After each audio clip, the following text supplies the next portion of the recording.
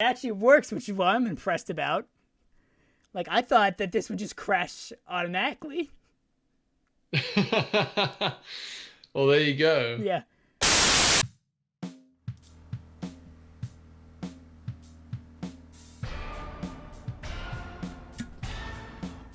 Why did I torture myself like this? Why?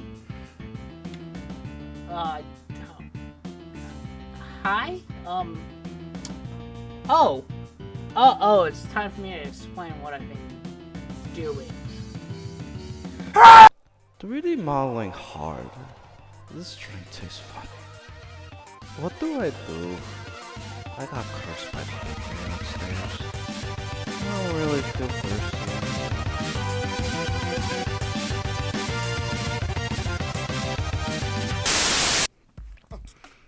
So, where do I start?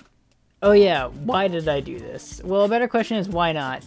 So besides that question, a better question going through your mind would be, how did this idea happen and why? Well, for the how, we'll get into that in a bit, but as for the why, me and my friend Good Boy Audio is here. We're talking one day, and I was joking around saying, man, it would be funny to make a VTuber for you, and he was like, all like, oh yeah, dude, that would be a great idea, and I was like, god dang it. And then my next reaction, as for the how I did this originally, I thought almost all VTubers were 3D. That's right, I'm not that smart. I just kind of thought they were. So for the better half of a month, I was following tutorials from my old high school 3D modeling teacher online, and I had to 3D model a human being, and oh god, here's like some time-lapse footage if you want, if my editor wants to put it in. Oh yeah, baby, I do.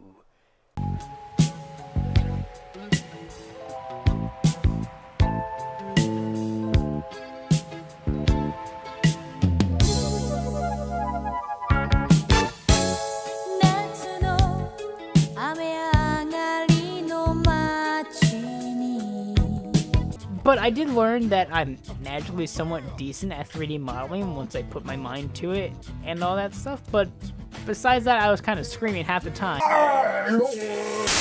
So after the better half of a month, I went by and I learned that, hey, most VTubers are actually just 2D avatars put into a program called Live 2.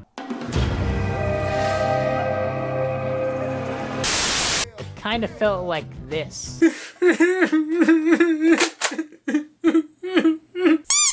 So then I had to do the thing that was my worst enemy, which was drawing a 2D avatar. So I got to work on that, and thankfully I did have almost a complete 3D model to work with that I can show right here. And with that model, I was able to trace over and all that stuff and make that, and thanks to my drawing program that I use, they have a neat time-lapse feature that they came out with this month, which was really great, and I could use that to record my drawing as a time-lapse and all that. So here's a really quick minute-long time-lapse of my drawing with probably some jazzy tunes over it or something. Not just only bad.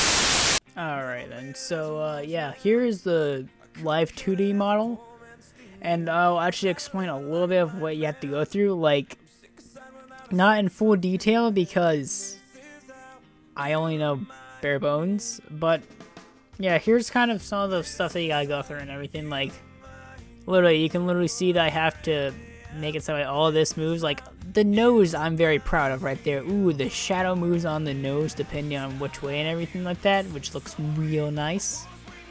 But if you go to like the absolute extremes, it kind of looks a little bit wonky and all that, which, yeah, I would probably fix if I had to take longer on this. But like, kind of around the center, it looks kind of normal and everything like that. And then like, go to here, like the eyes have that. You do see a little bit of stretch and blur right there. That's because I did not add enough verts and everything, so that's kind of my fault. But like, it looks nice and all that stuff because like the eyes can close and everything, which looks really good and all that. So like, that's how the blinking's kind of done and everything, like through different layering. Then the eyes move.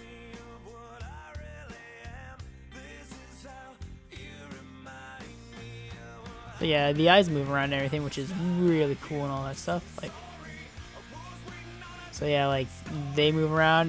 You can see that I don't have a top part for them. Well, that's basically my own drawing parameters right there because I didn't know how to clip or anything like that. But yeah, there's that, and then like the mouth right here has a fucking. It has an opening and closing feature and all that stuff, which is nasty cool. And then we have a frown and a creep smile. But yeah, that's kind of like the basics on like how this live 2D stuff works from what I've been learning from it. Indeed, this is like nowhere near like a super good tutorial at all. Like, yeah, this is just bare bones stuff. Because, I'll be honest, I did this within a day. Like, oh my god. But yeah, you know, there's kind of that. Now back to the rest of the video. 3D modeling hard. This drink tastes funny. So then basically what I've learned so far from this project is, well, I'll explain it, but first here's a list with what I learned with a song that I'm going to sing so that way I don't get copyrighted. Even though I don't have enough subs to really get any... I just want to make a dumb joke here.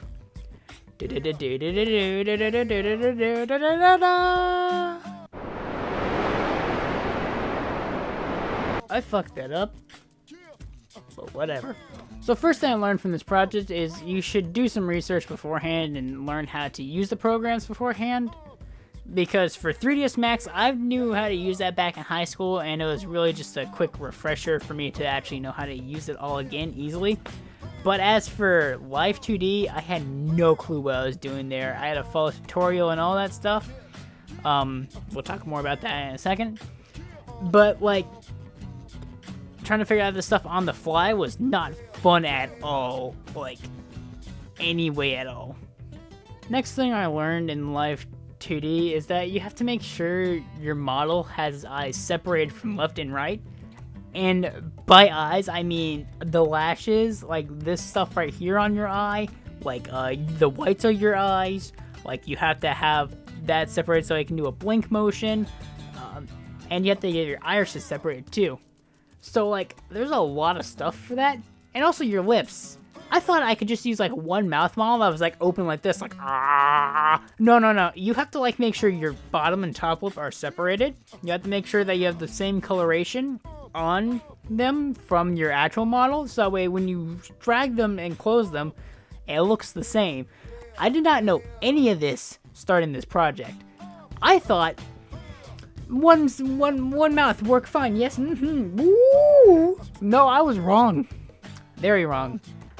And then also, like, everything you draw has to be on a separate layer. And by that, I mean, like, your front hair, like your bangs or whatever they're called. They call it bangs in the thing, but, like, your front hair has to be separate from the rest of your hair and from your head.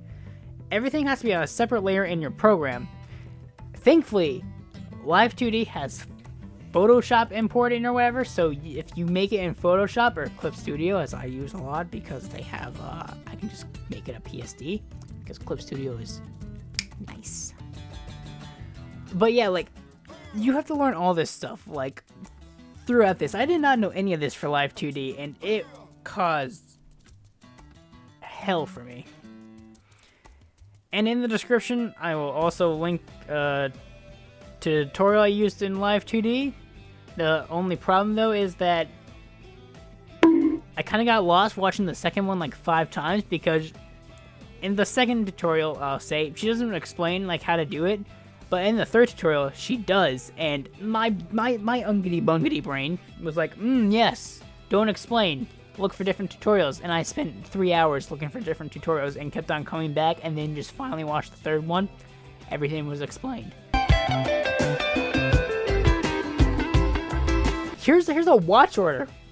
That's right, here's a watch order to figure out what you need to do for this stuff. But besides that, it actually does teach you everything you need to learn. for like how to make these models in Live 2D and all that. So yeah, it's still a pretty good tutorial overall. One thing I did learn very well is that a month and a half is not enough time to make a VTuber model look nice and professional, especially when you spent the better half of a month making a 3D model and then you learn it's 2D. Why did no one tell me this stuff? Ah! And also another thing that I learned, that if I had actually spent,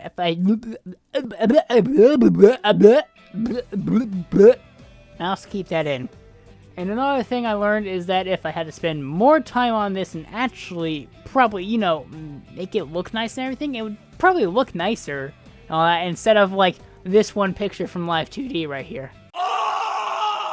At the time of recording this, he actually hasn't done a stream, or we haven't even really tested the model and face rig yet. So there's stuff that we have no clue if it really works yet or not. But I did my part, and that kind of matters a lot to me. And through this project, I think I figured out what I want my channel to be about, which is speedrunning learning. AKA, I'm going to give myself some random challenge each month. I have to try to make that. Now, months where I do anime review stuff, that means that the next month's video probably would have taken 2 months to make, akin to something like this video, where it took me 2 months to make this, even though it should have taken less. Not if I have something to say about it, and I do. This is the Salty Dark, signing off. Welcome to the end credits. Here's a link to my editor, down here, I don't know where I put stuff yet, I just kind of put it somewhere. But there's also a link to the tutorials I use in the description to make the 3D model and to rig the Live 2D model. Subscribe if you want. Once again, I just kind of do this for fun every month. It's a way to give myself an outlet of a way to express instead of do nothing. Anyone know where I can get a pogo stick for cheap? No reason.